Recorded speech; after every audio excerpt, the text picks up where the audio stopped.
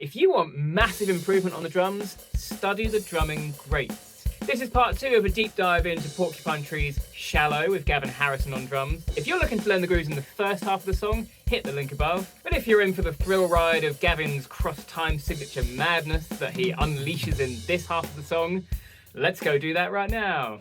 The bridge. At this point, the tune takes a massive shift. Suddenly, we are no longer in 4 anymore. 4/4 has left the building. In fact, those 3 patterns take over, and that's what we get. So before, where we had 1, 2, and 3, 1, 2, and 3, 1, 2, we're just losing the 1, 2 at the end, and suddenly you've got 1, 2, and 3, 1, 2, and 3, 1, 2, and 3, 1, 2, and 3. Smoothly transitioning into 3 time.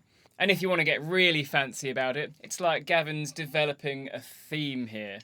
We had the theme of the 1, 2, and 3, 1, 2, and 3, 1, 2. And now we're getting 1, 2, and 3, 1, 2, and 3, 1, 2, and 3. So he's riffing off of something he's already done. And I love it. Let's take a look at the groove.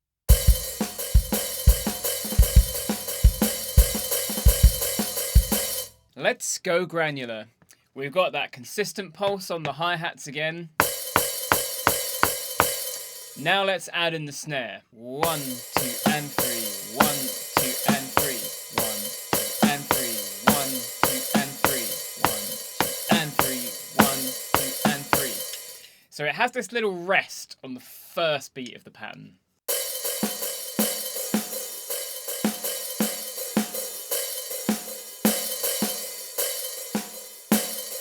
Now let's see what this pesky kick is doing. With this tune, it's all about the pesky kick.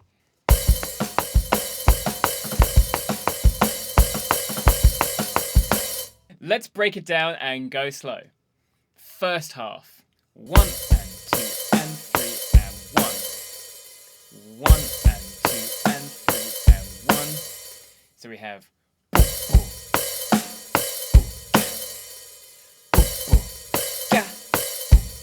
second half, picking up from beat 1, we have 1, 2, and 3, 1.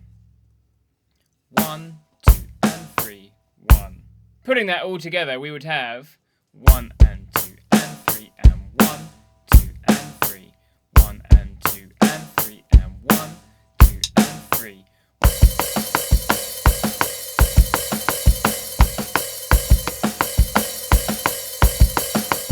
So that kind of thing goes on for a bit, and then one of my favourite things ever happens. Now you scrub through the tune, and after a while you hear the drums play this. Now this is drum beat 101. Suddenly it's in 4/4 again. Did the time signature change?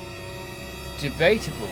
Let's find out. What's actually going on here? The drums have switched. Where we were going along with a nice 1, 2, 3, 1, 2, 3, 1, 2, 3, 1, 2, 3. Suddenly we get 1, 2, 3, 4, 1, 2, 3, 4, 1, 2, 3, 4. However, that guitar riff in the background is still in 3. It's actually kind of fun. Where we had 4 phrases of this guitar riff, that would be 1, 2, 3, 2, 2, 3, 3, 2, 3, 4, 2, 3. 4 lots of 3 would be 12. Then Gavin cheekily puts in this beat across it that's in 4. Now let's think about this. If 3 4s are 12, do you know what? 4 3s are also 12.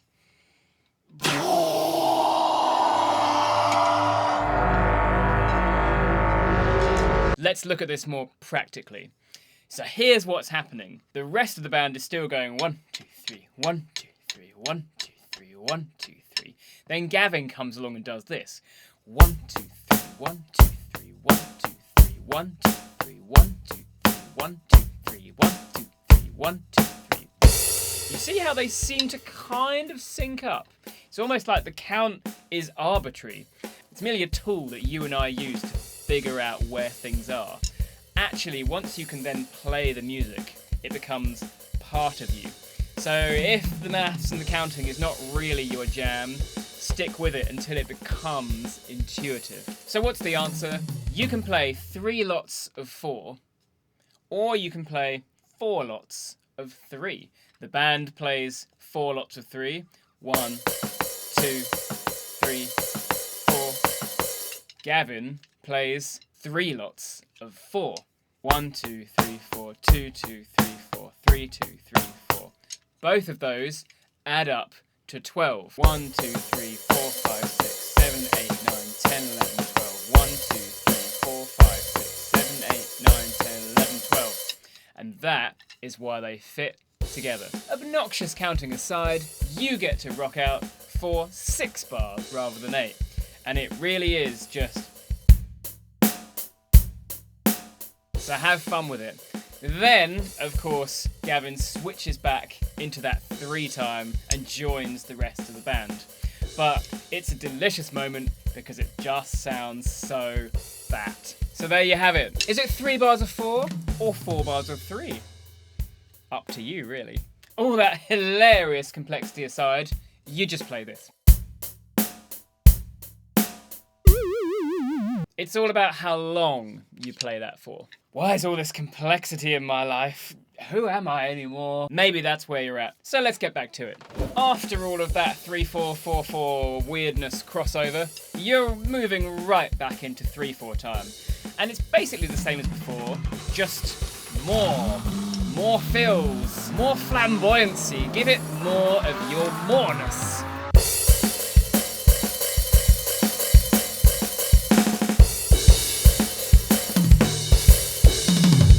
Whatever it is that comes out when you do it.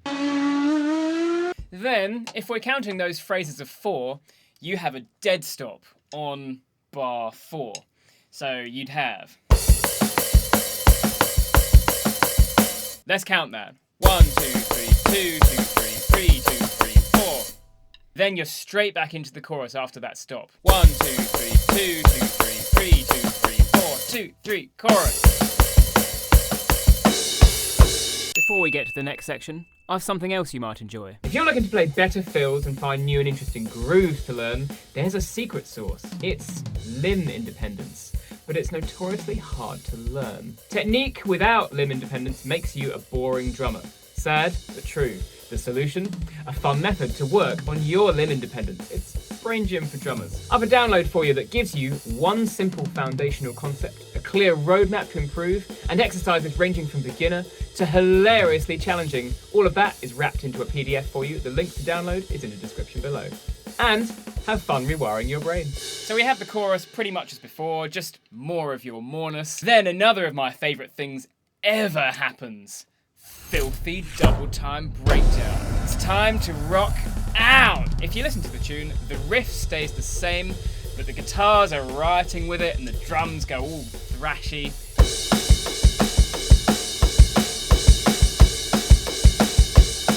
Now Gavin's a little loosey-goosey improvisational here, as he often is. So we're just going to take a pattern that summarises everything that he does. There are these tiny little kick variations, but this is a 2-bar pattern. So let's take the first part of it. Same thing, we've got this constant pulse with the right hand, we've got this fat bat beat with the snare, but now double the time. And then we still got all these in-between kicks. 1 and 2 and 3 and 4 and 1 and 2, 3 and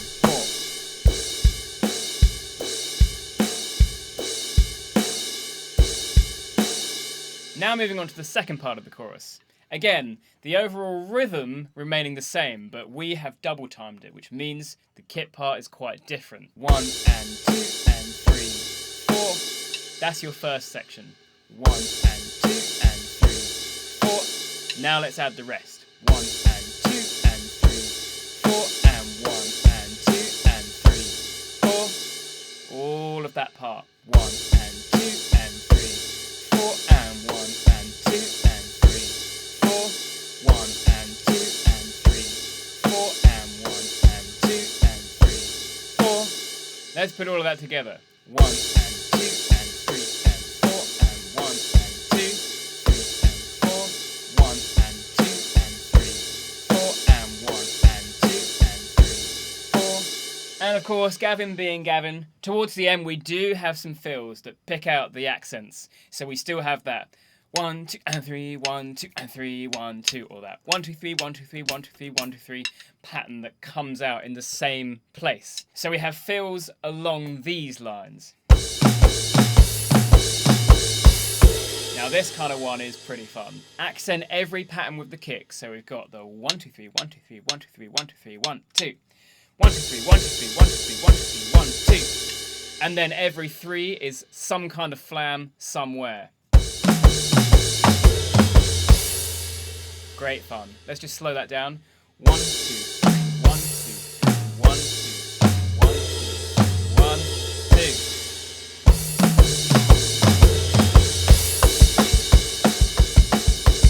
2. Back into the double time stuff. Finally, we're back to our verse 1 beat.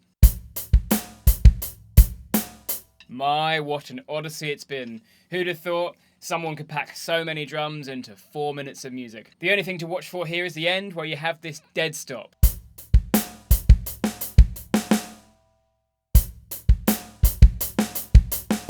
Let's slow and break that down. We've got our usual 1, 2, and 3, 4, and that's all fine.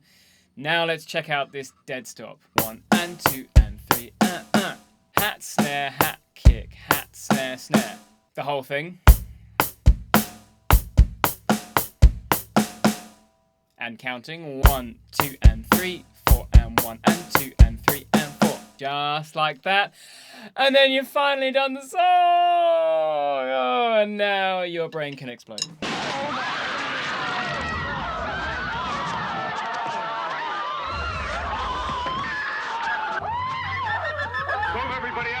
What an odyssey. Gavin always packs loads into his performances and we didn't even look at specific fills. Now I'd love you to let me know, did you enjoy this detailed breakdown video? Is this something you like? Would you like more videos like this? Leave me a comment, let me know. Plus, if you admire Gavin as I do, I have a video for you all about what makes him an exceptional player. I'll look at 3 concepts we see in his playing that you can use today to supercharge your own playing. The video's here and I'll see you there.